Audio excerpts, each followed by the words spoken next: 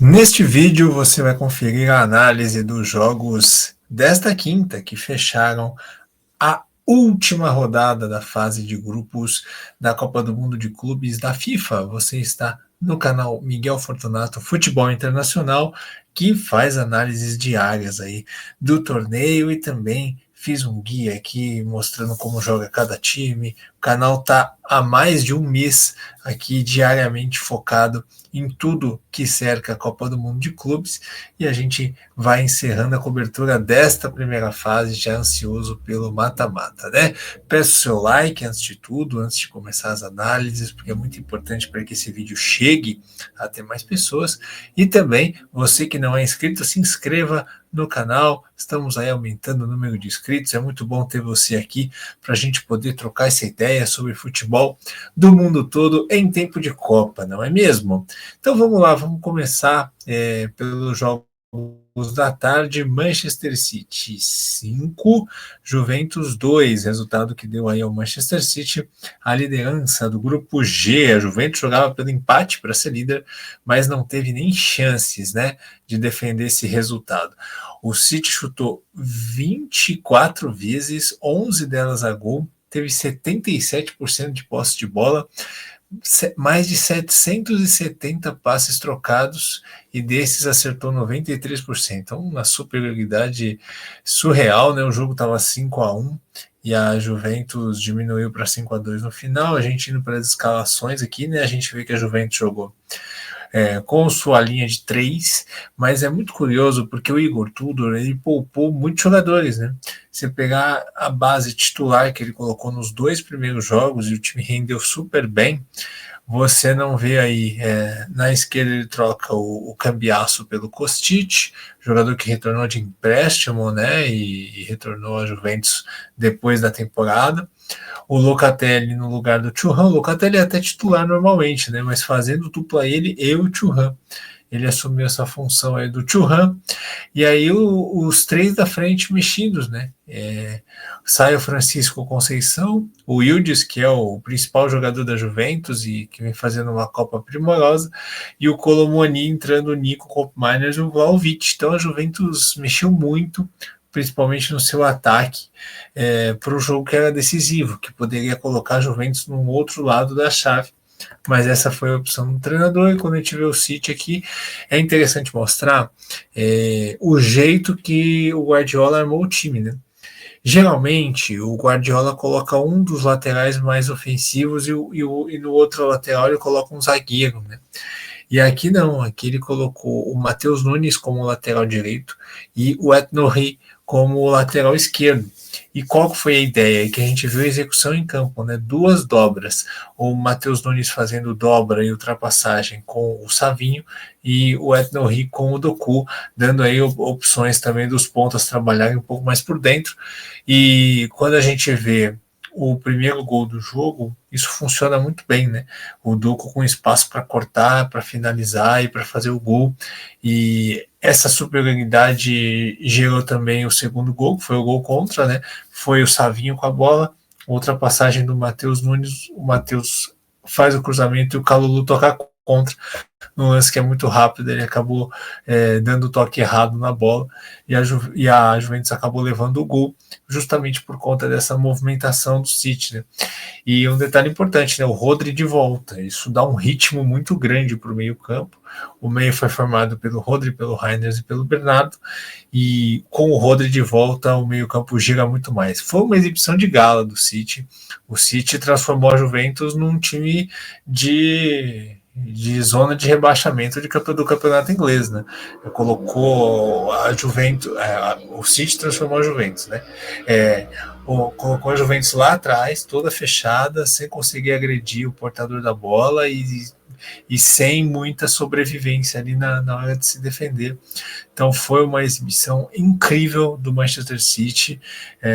Difícil até falar quem jogou melhor. Quando o Haaland entra no segundo tempo, o time melhora mais ainda, porque o Marmouche não estava conseguindo fazer o seu papel de centroavante. Quando entra o Haaland, ele abre espaço, ele faz pivô, ele cria jogada, ele tem presença de área. Então aí o time ficou mais forte ainda, conforme foi mexendo, né? Entrou o Sherk, o banco é muito bom. Assim, eu acho que pinta um favorito ao título, né?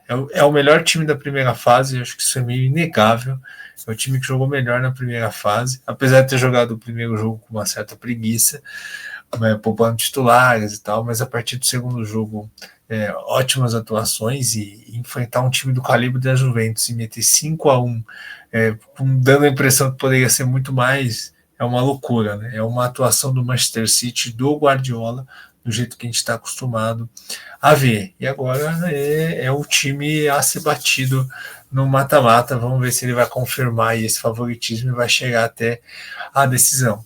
E a Juventus é aquela coisa, né? O Tudor falou na entrevista que faltou pressão, que o time tinha que pressionar mais, combater mais. Agora a Juventus vai ter que se virar com o Real Madrid. Ela podia ter tentado especular um empate nesse jogo, eu sei que é muito difícil, mas agora ela foi para o lado da chave onde tem o Real Madrid mata-mata. É difícil, mas a Juventus é um bom time e eu acredito que vai competir. Vamos ver como é que vai assimilar o golpe dessa derrota. Bom, em relação à vitória do Al Ain sobre o Wydad Casablanca, acho que a gente pode passar rápido, né? Porque é um jogo que não valia mais nada, infelizmente, né? É um confronto interessante, duas escolas aí diferentes, mas acabou que não valia nada, os dois times estavam eliminados. O Al Ain chutou mais ao gol, teve posse de bola, foi praticamente empatada. Os dois times foram aí com o que tinham de melhor, né? Os treinadores montaram aí a sua formação. O Wydad Casablanca mudou seu esquema, que jogava com 3 atacantes, mudou para 2 linhas de 4, adicionando o Omar Al-Somar, que entrou bem no segundo tempo contra a Juventus, né, ao lado do Mailula, que é um jogador que flutua, que fez o primeiro gol, inclusive, nesse sistema de flutuando atrás dos zagueiros, e enquanto que o Al Ain manteve com linha de 5, né? O time gosta de jogar de 3 zagueiros, sempre jogou assim. Eu fiquei curioso porque que o Eric brasileiro perdeu tanto espaço, né? Ele é uma figura tão importante, não sei se ele está com algum problema de lesão, mas ele perdeu muito espaço nesse time, entrou poucos minutos contra o City, só jogou muito pouco o Mundial, e o Al Ain consegue essa vitória, né? O togolês, o Laba, fez o primeiro gol, o Caco Gamarra fez o segundo, 2 lances polêmicos, o pênalti eu achei que não foi, o jogador estava de costas, ele nem viu o contato, e o segundo gol poderia ter dado uma falta ali antes da finalização, o VAR entendeu que não, foram 2 lances para VAR, mas aí no contra-ataque, quando o Wydad estava se lançando, o Al Ain foi lá, teve chance, enfim, acho que assim, mas mesmo com essa vitória, eu acho que o Wydad sai desse Mundial com uma impressão muito melhor do que o Al Ain, mesmo com o Al Ain tendo saído com a vitória, eu acho que o Wydad sai com uma impressão melhor, porque o Wydad, ele combateu muito melhor, o City combateu muito melhor a Juventus do que o Al Ain, né? Teve chance de gol, o Lorch fez uma grande competição, ele que está emprestado junto ao Mamelodi, acho que o Mamelodi de Sandal sentiu falta dele, o Amrabat, veterano, fez um bom torneio, Zenhaoui, Mubarak, os 2 volantes. Então, assim, acho que o Wydad deixou uma boa impressão, um time que não fez uma temporada tão boa, ficou em 3º lugar no campeonato marroquino, volta para casa agora para concluir as suas férias e iniciar a nova temporada, assim como o Al Ain, que não vai ter competição asiática, né? Então, agora são 2 times que vão ter que se reestruturar aí para voltar a dominar primeiro os seus países e depois tentar reconquistar os seus continentes, como fizeram e por isso estiveram na Copa do Mundo. Bom, Real Madrid ao Hilal não, Real Madrid e Salzburg, né? Real Madrid ao Hilal são os classificados do grupo. Real Madrid e Salzburg foi 3-0 para o Real Madrid, chutes a gol equilibrado, né, até porque o Salzburg no segundo tempo conseguiu criar mais chances de ataque, com o Real Madrid um pouco mais retraído. O Real Madrid teve mais posse de bola, trocou mais passes, né? E aqui quando a gente vai para a escalação é muito interessante, porque aqui o Google dá exatamente como o time jogou. Foi assim que o time jogou, não era um sistema que virava 3 zagueiros, era realmente um sistema de 3 zagueiros, né? O Tchouaméni recuado para a zaga, essa função híbrida dele de ser volante e zagueiro, que o Ancelotti implementou, né, ajuda demais o treinador, então ele jogou como zagueiro junto com o Hausen e com o Rudiger. E aí você tem o Trent está bem aberto como um ala mesmo, algumas vezes vinha por dentro. O Fran Garcia também como um ala, atacava por dentro de surpresa.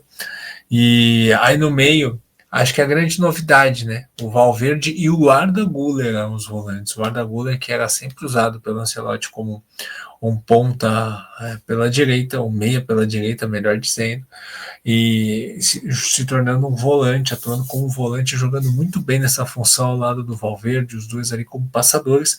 O Bellingham jogou mais aberto pela direita, apesar do Bellingham ser um cara que circula muito, o Vinícius Júnior pela esquerda, mas também com liberdade, e o Gonçalo Garcia ali pelo meio, né? Um time que teve muita capacidade de pressão, de impedir que o adversário jogasse e que conseguiu aí fazer uma excelente partida, especialmente no primeiro tempo, né? Bellingham jogou uma barbaridade esse jogo, dando passe para o Vinícius Júnior, roubando bola, criando situação, participou dos 2 primeiros gols, realmente nessa função perto do gol, o Bellingham se sente muito bem, muito à vontade, né? Ele é um cara que gosta muito de penetrar na área, de vez em quando volta para armar, mas ele é um cara que você tendo ele perto do gol te ajuda muito a criar esse tipo de situações. O Gonçalo ali na retomada de bola foi importante, foi premiado com um gol no final, o Vinícius Júnior fez um belo gol. Então, assim, uma belíssima atuação do Real Madrid. Foi o primeiro jogo do Real Madrid com cara de Xabi Alonso, né? A gente tem um Real Madrid ali resetado do zero, todo mundo estático no primeiro jogo, né? Os jogadores, ninguém mudando muito de posição, uma coisa muito ainda inicial. E aí no segundo jogo, tentativa de pressão, tentativa de marcar na linha alta e algumas falhas de marcação, que resultou na expulsão do Raul Asensio lá contra o Pachuca, mas o time teve resiliência para se reagrupar com a menos, e agora nesse terceiro jogo o trabalho mostra que já está mais evoluído. A gente já viu uma cara de Real Madrid, uma cara de Xabi Alonso, a gente viu algumas coisas do Leverkusen do Xabi Alonso. Então é assim, muita evolução em pouco tempo, né? É impressionante o tanto que ele já conseguiu evoluir. E vamos ver ao longo do mata-mata até onde o Real Madrid for, vamos ver até onde o Real Madrid vai, para a gente ver esse time evoluindo mais. Mas realmente uma excelente atuação. Nesse jogo ele colocou o Rodrigo no segundo tempo, que foi poupado, não atuou na segunda partida. Dessa vez entrou, contribuiu ali, mas o jogo já estava meio que resolvido. Então o Real Madrid passa forte, passa muito bem. E um detalhe, né, que é importante falar: o clima contribui muito. O jogo foi à noite, não tá aquele calor, aquele sol, aquele clima abafado, aquele sol te derretendo. Isso faz diferença. Até o Vinícius Júnior falou na entrevista para a Cazé TV, depois do jogo, falando que o sol atrapalha e que estando jogando à noite num clima mais ameno, dá para jogar melhor, dá para o time desempenhar mais. E realmente esse é um fator que não dá para a gente desconsiderar. E para a gente fechar, agora sim o Al Hilal, né? O Al Hilal que se classificou ganhando por 2-0 da equipe do Pachuca, do México. Um jogo duro, jogo difícil. O Pachuca jogou a vera, jogou para ganhar, mas o Al Hilal conseguiu sair com a vitória. O time ainda sem o Mitrovic, né? Mas o Marcos Leonardo fez a diferença, um gol do Aldalsari, do Samuel Aldalsari, um gol dele. O Pachuca chutou muito mais, só que chutes a gol foi 3-2 para o Al Hilal. Posse de bola praticamente empatada, né? O Al Hilal jogou com o seu sistema tradicional, né? Jogou ali com o Tambaqui, o Koulibaly na zaga, o Cancelo e o Lodge nas laterais, o Rubem Neves como meia, Nasser Aldalsari de segundo volante, o Milinkovic-Savic circulando no meio, e o Saleh e Malcom abertos para o Marcos Leonardo na frente. E o Pachuca chutou mais, finalizou mais, porque o Pachuca é um time que, como eu disse no guia aqui do Pachuca, né, eles finalizam muito mesmo. Clareou, eles batem, eles gostam de chutar muito para gol, e eles pressionaram, colocaram pressão, colocaram muitos jogadores no ataque. O Al Hilal é um time que está sentindo muito o segundo tempo, né? O fim de temporada para o Al Hilal está muito puxado, e é um time que está pregando um pouco, não tem muitas opções de qualidade no banco. Então é um time que chega no segundo tempo, sofre um pouco, mas conseguiu a vitória, conseguiu resistir, conseguiu se classificar, conseguiu ter uma boa atuação. Rubem Neves fazendo uma Copa espetacular, Milinkovic Savic muito bem. Agora o Marcos Leonardo conseguiu fazer seu gol, o Malcom aparecendo muito bem, né? Boas jogadas, João Cancelo muito participativo. É isso, o Al Hilal se classifica, coloca aí o futebol saudita que investe tanto. Seria estranho não ter um time do futebol saudita com todo o dinheiro investido entre os 16 classificados, né? E lembrando que essa é só a segunda temporada. Com certeza na próxima Copa do Mundo de Clubes a gente vai ter pelo menos uns 2, 3 times sauditas, né? Entre os classificados da Ásia, isso eu não tenho a menor dúvida. É isso, gente. Então, essa foi a análise aí dos jogos, né? Então tá encerrada a primeira fase. Já foi aí boa parte do torneio. Restam só mais 15 jogos para a gente conhecer o campeão da Copa do Mundo de Clubes. Agora passa rapidinho, né? Mas agora é o momento dos grandes jogos, o momento do mata-mata. Vai ser muito interessante. Já deixo o convite para vocês. Eu vou fazer um vídeo ainda nessa sexta-feira, detalhando os confrontos. Vou fazer a minha análise tática, a minha visão tática de qual vai ser os duelos aí entre as equipes, onde cada uma pode levar vantagem. Então já convido vocês para assistir, tá bom?